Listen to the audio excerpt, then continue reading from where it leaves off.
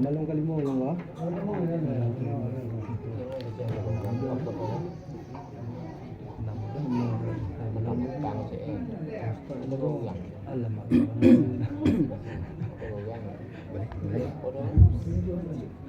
A'udzubillahi minasyaitonir rajim. Bismillahirrahmanirrahim. Assalamualaikum warahmatullahi taala wabarakatuh. Waalaikumsalam warahmatullahi wabarakatuh. Alhamdulillahi rabbil alamin wa bihi nasta'in ala umuri dunya waddin. Wassalatu wassalamu ala asyrafil anbiya wal mursalin sayyidina wa habibina al-Mustafa Muhammad ibn Abdillah wa ala alihi wa ashabihi al-mujahidin at-tayyibin at-tahirin al-badilin anfusahum ila yaumil qiyamah, amma ba'du. Faqala Allah Ta'ala fil Qur'anil Karim, a'udzu billahi minasy syaithanir rajim. Bismillahirrahmanirrahim. Innal ladzina amanu wa 'amilus solihati wa aqamus salata wa atuz zakata lahum ajruhum inda rabbihim wa la khaufun 'alaihim wa la hum yahzanun. Shadaqallahul 'azim. Wa balagha rasuluhul karimul habib wa balagha rasuluhul karimul habib wa nahnu insyaallah ta'ala ala dzalika laminas syahidin walhamdulillahi rabbil alamin. Puji syukur kehadiran Allah Ta'ala. Bapak dan Ibu jamaah takziah khususnya Asy-Syabab wa Syababat, para pemuda dan pemudi yang dirahmati oleh Allah Subhanahu wa taala.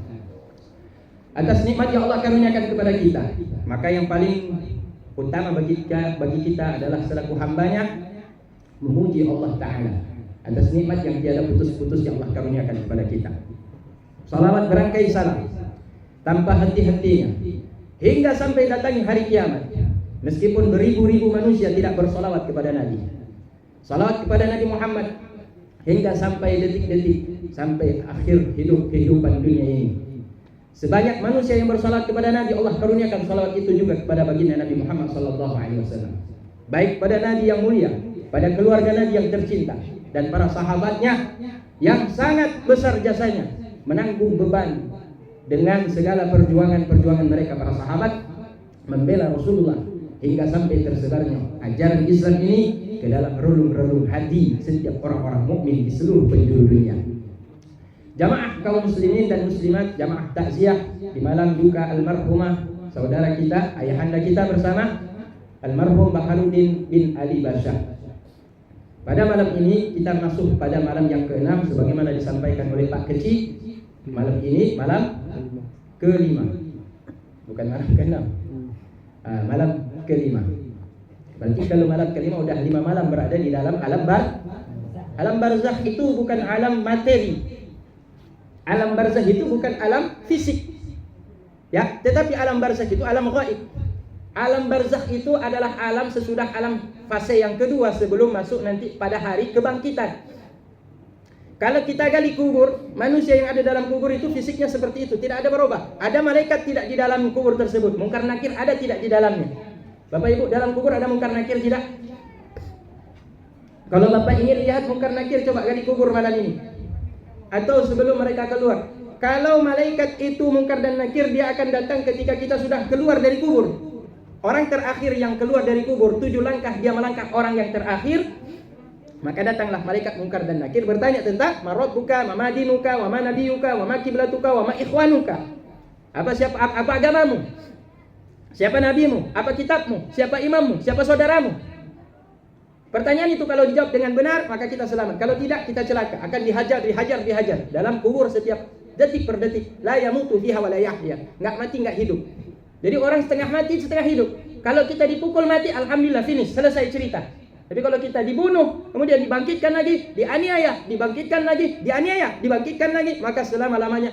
Kalau azab dalam kubur demikian, bagaimana azab dalam neraka? Lebih berat lagi menimpa orang-orang yang sedang diazab di dalam kubur. Na'udzubillahi min dzalik.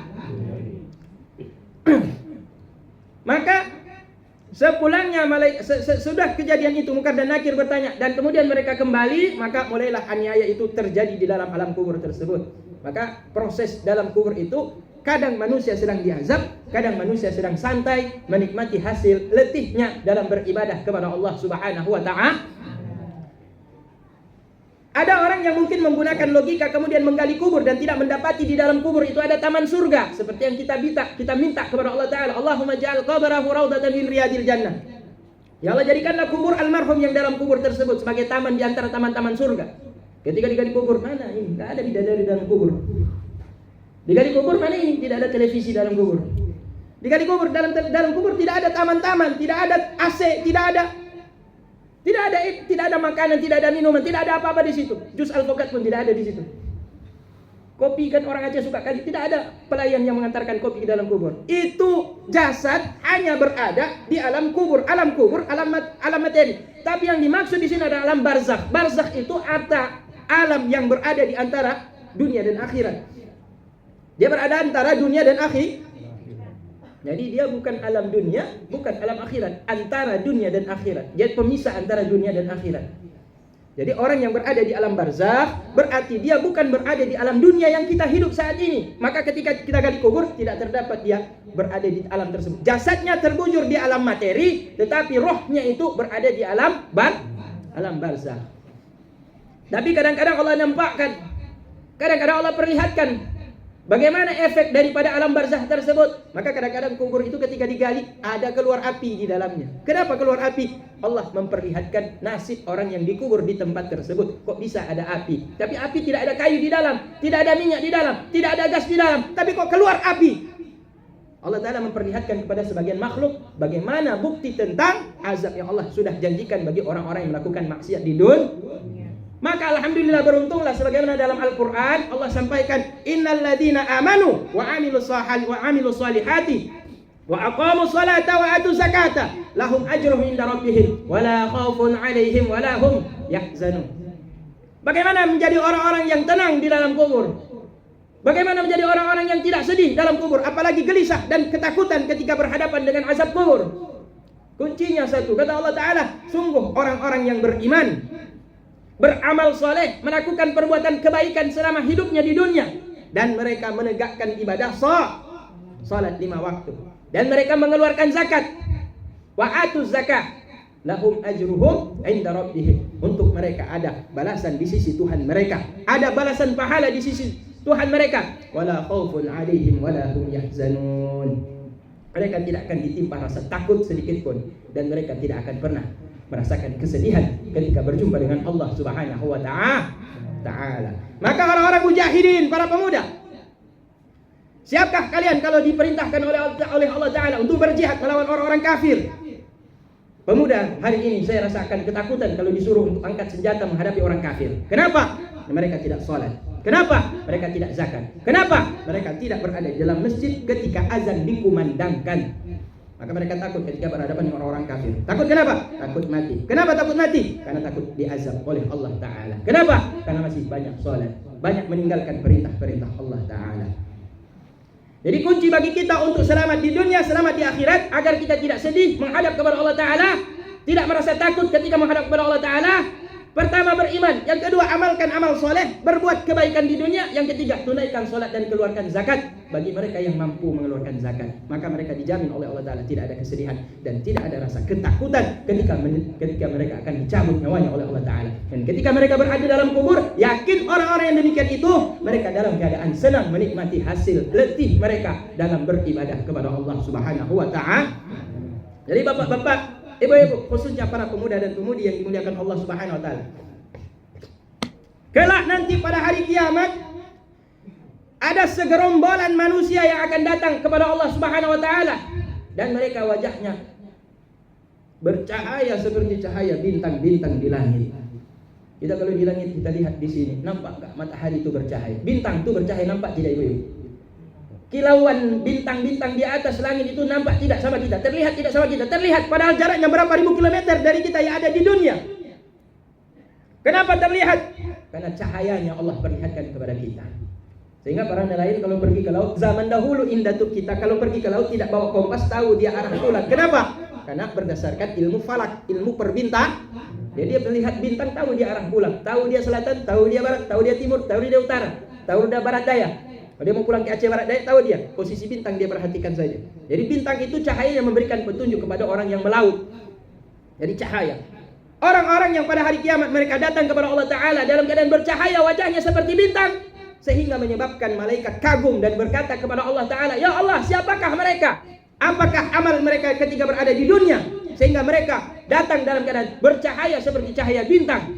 Maka mereka menjawab, "Kami adalah orang-orang yang datang menghadap kepada Allah Ta'ala. Ketika azan berkumandang, kami hentikan semua aktivitas demi untuk mengerjakan sholat. Kami ambil air wudhu untuk bersuci, dan kami datangi tempat-tempat yang berkumandang azan tersebut untuk menegakkan sholat." Maka mereka diberikan kemuliaan oleh Allah Ta'ala, datang pada hari kiamat dalam keadaan wajahnya itu cahayanya seperti cahaya bintang.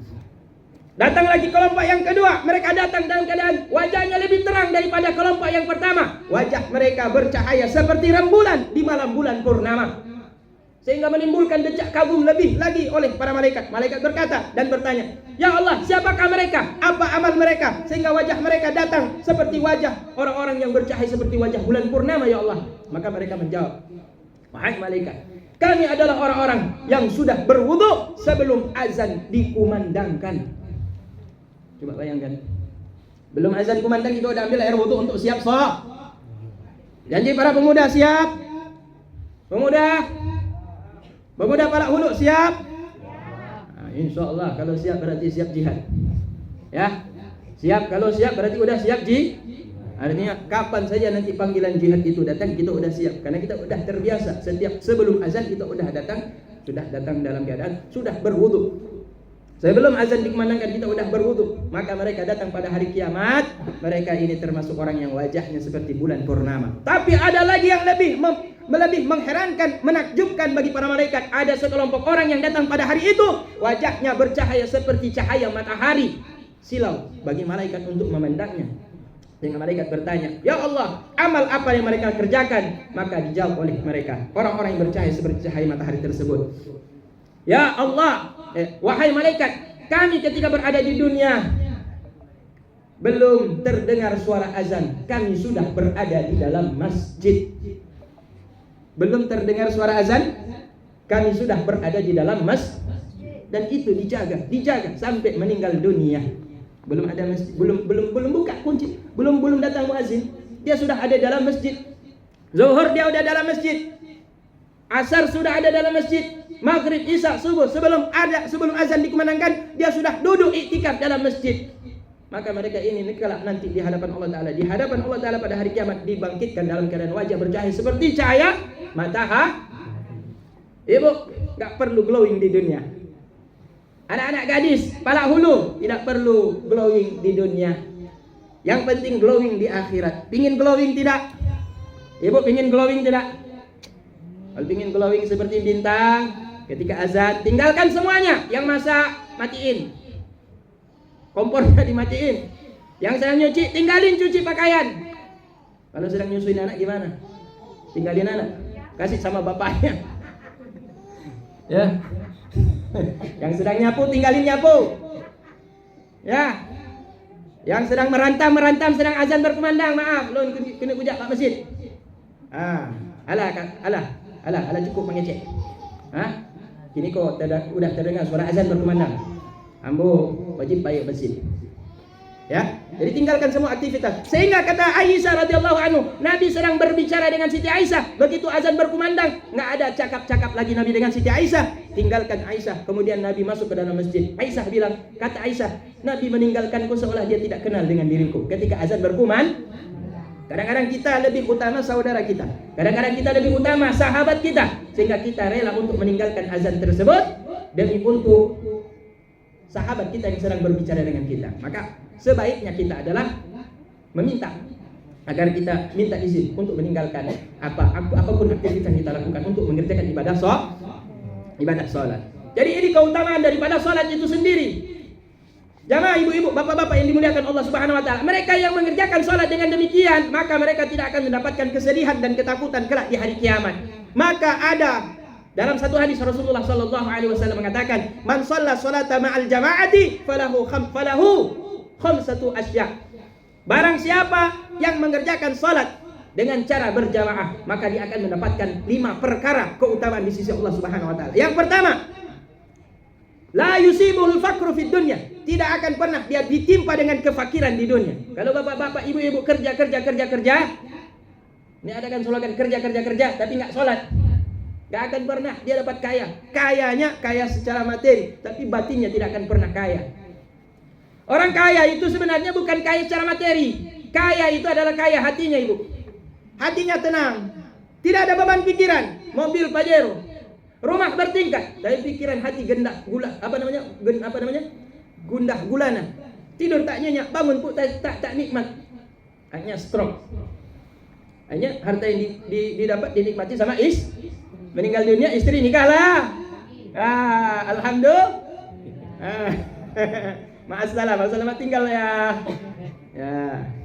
Jadi harta yang dikejar itu tidak akan berguna bagi kita kalau kita tidak mengerjakan perintah Allah. Terutama adalah sholat 5 waktu secara berjamaah.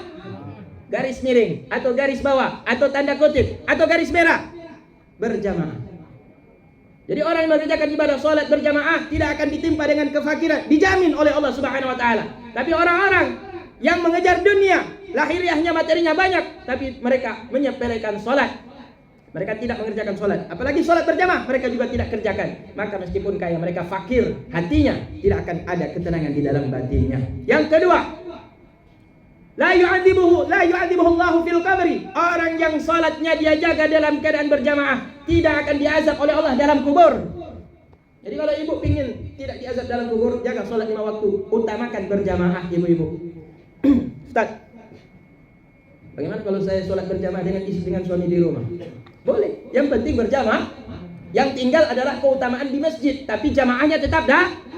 Tapi lebih kalau ingin dapat keutamaan salat berjamaah sekaligus dapat keutamaan solat di dalam masjid, maka solat berjamaah itu dikerjakan di dalam masjid. Yang ketiga, yamuru ala sirati kal barqil khatifi. Orang yang mengerjakan solat 5 waktu dengan cara berjamaah, maka dia akan melintas sirat yang dibelah 7 tersebut seperti kilat dan halilintar yang menyambar. Jadi kencang sekali ibu-ibu. Padahal ibu-ibu tua jalannya tertati-tati di dunia, tapi ketika nanti waktu sudah dibangkitkan dari kubur, bapak dan ibu berjalannya seperti kilat-kilat dan petir yang menyambar. Kencang sekali.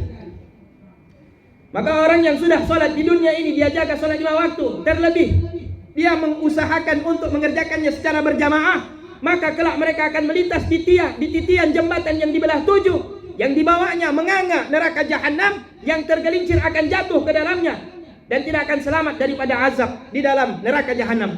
Tapi mereka yang menjaga sholat 5 waktu secara berjamaah akan menyambar, melintas titian yang dibelah 7 seperti petir dan kilat yang menyambar. Yang keempat, orang-orang yang menjaga sholat berjamaah, orang yang menjaga sholat 5 waktu dengan cara yang berjamaah, maka Allah Subhanahu wa taala menjaga, memberikan kepadanya kitab amalannya di dunia ini dengan tangan kanan.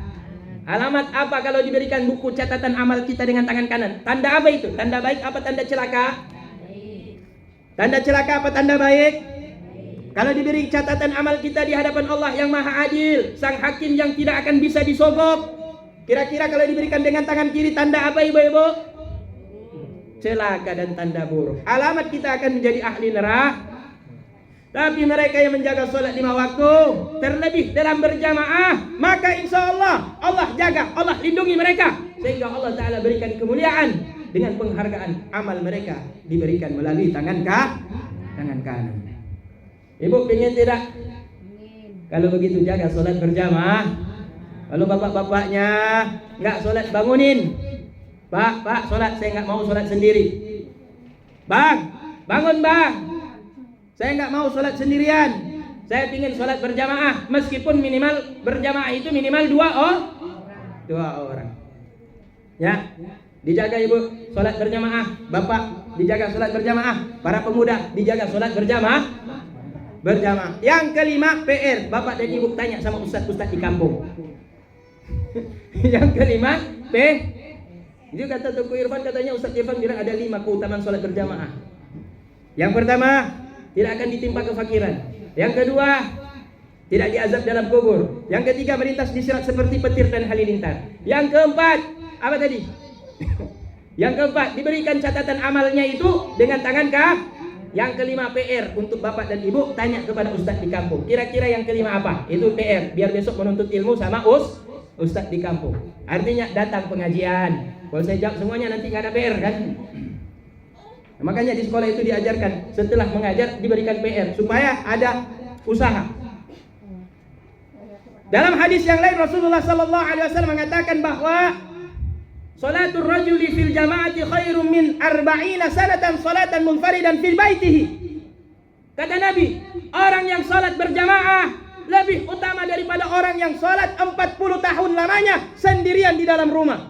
Bayangkan. Satu kali kita salat berjamaah lebih baik daripada salat 40 tahun kita salat sendirian di dalam rumah.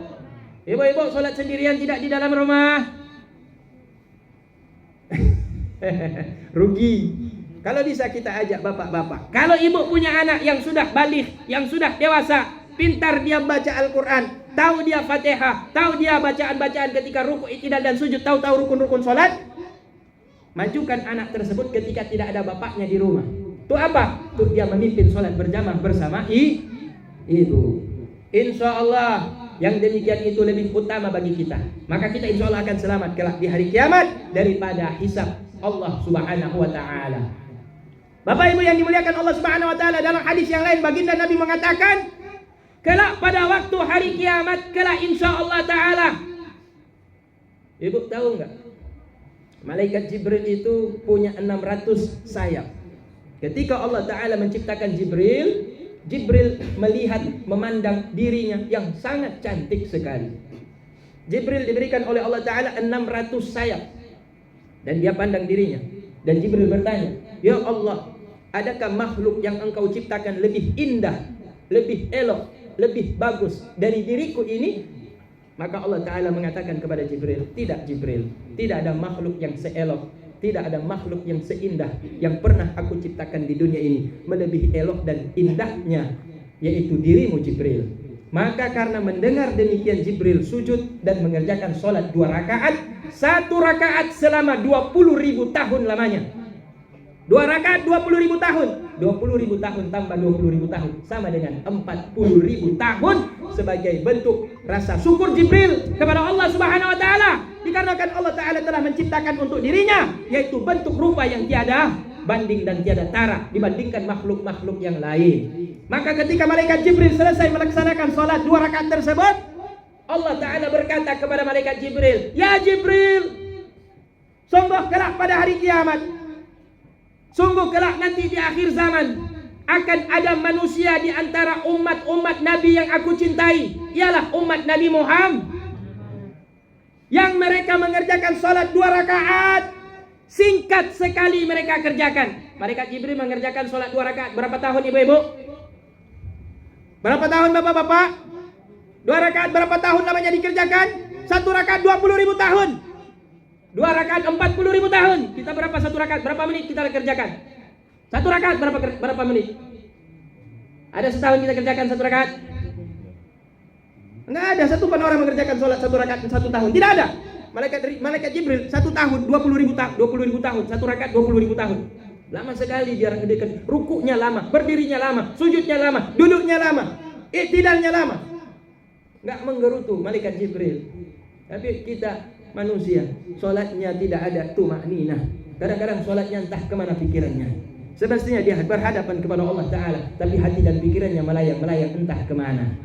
Tapi kata Allah Ta'ala, kelak ada pada akhir zaman manusia-manusia di antara umat akhir zaman, umat Nabi dan Nabi kekasihku Muhammad sallallahu alaihi wasallam, sungguh salatnya 2 rakaat lebih aku cintai dibandingkan salatmu Jibril selama 20.000 tahun.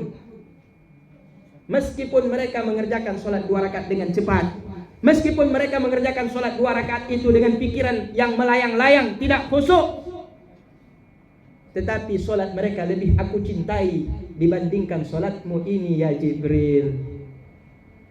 Jibril bertanya, kok bisa gitu ya Allah?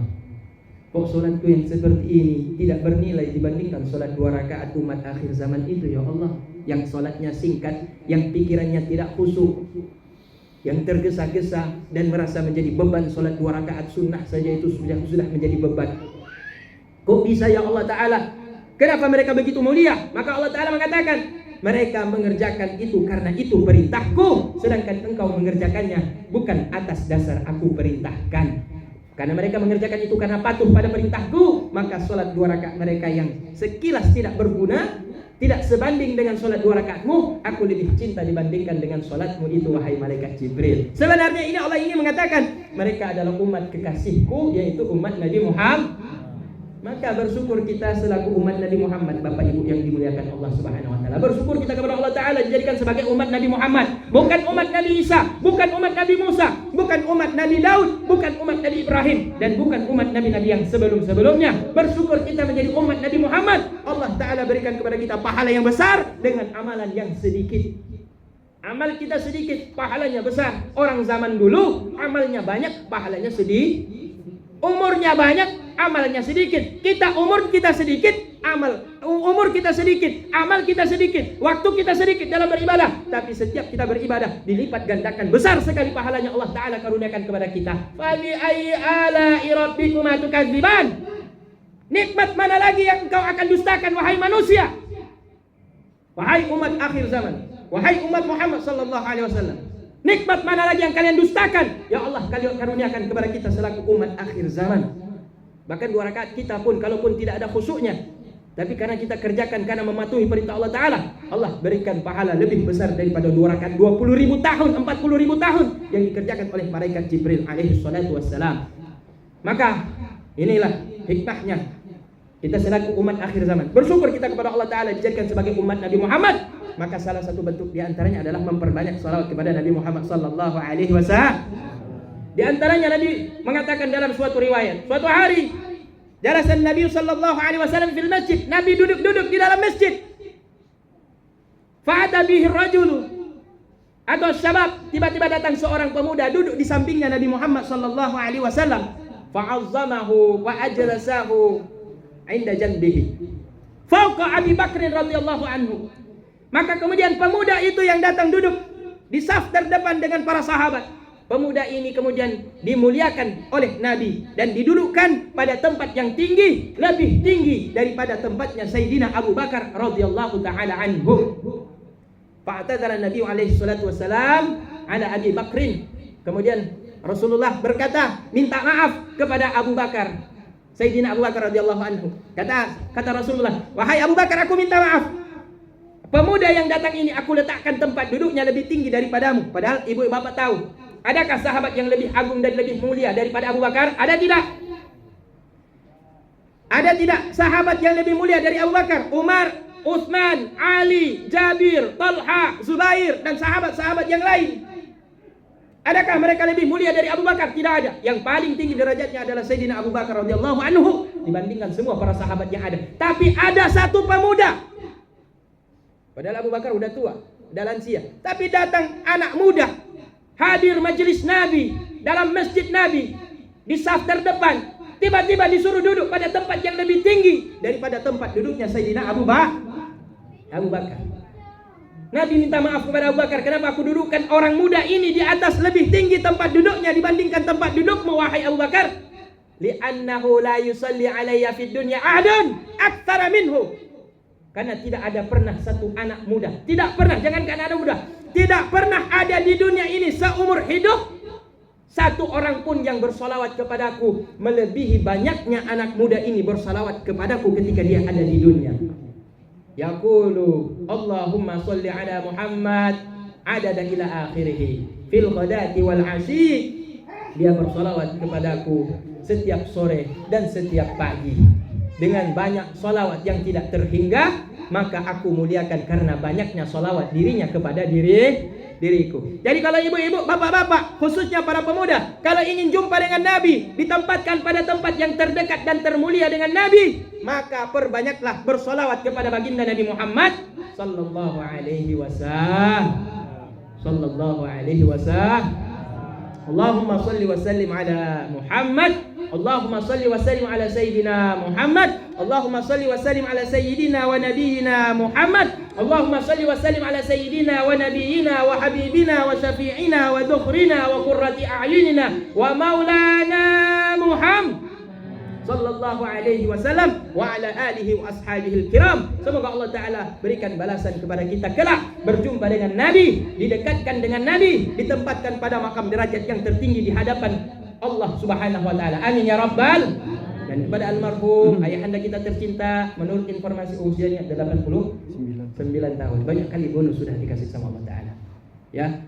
Beliau udah banyak sekali bonus, umur yang udah lebih daripada batas yang sudah diberikan kepada Nabi Muhammad. Nabi kita tercinta diberikan umur 63 tahun. Kalaulah ada manusia yang boleh diberikan umur yang panjang, atau kalau bisa jangan mati-mati, maka yang paling pantas untuk itu adalah Nabi kita Muhammad. Tapi Allah membatasi juga usia Nabi Muhammad, umurnya 63 tahun. Almarhum ayahanda kita tercinta Baharuddin bin Ali Basha, banyak bonus yang sudah diberikan oleh Allah taala. Maka bapak-bapak, ibu-ibu, saya mau tanya, di sini ada umur 63 tahun tidak? Ibu, ada yang 63 tahun? Nek, ada yang udah 64 tahun? Ya wah, di luar, ada yang 65 tahun? Udah mati itu sebenarnya. Sebenarnya itu sudah ya, sebenarnya yang kawafatnya. Menyentuh dia gimana? Yang jatah bonus.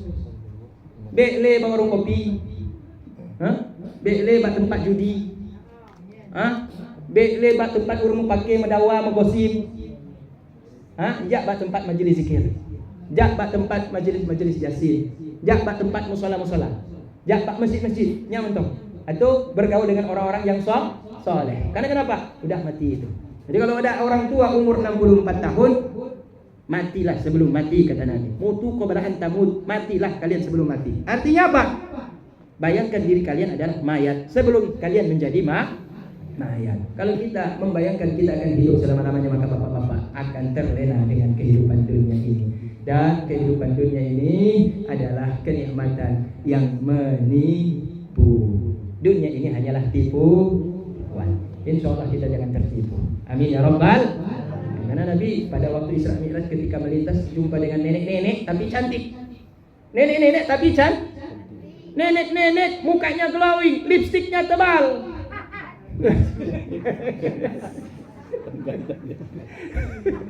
Bedanya ya Allah.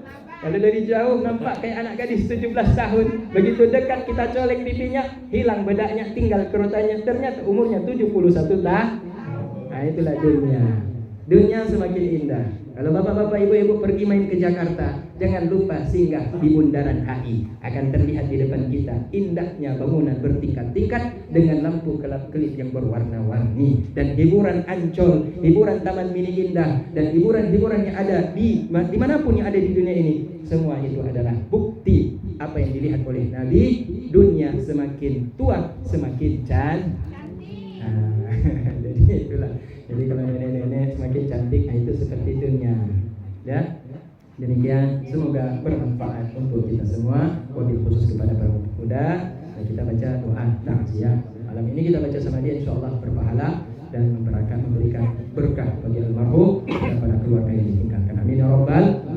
Astaghfirullahaladzim alladzi la ilaha illa huwal hayyul qayyum.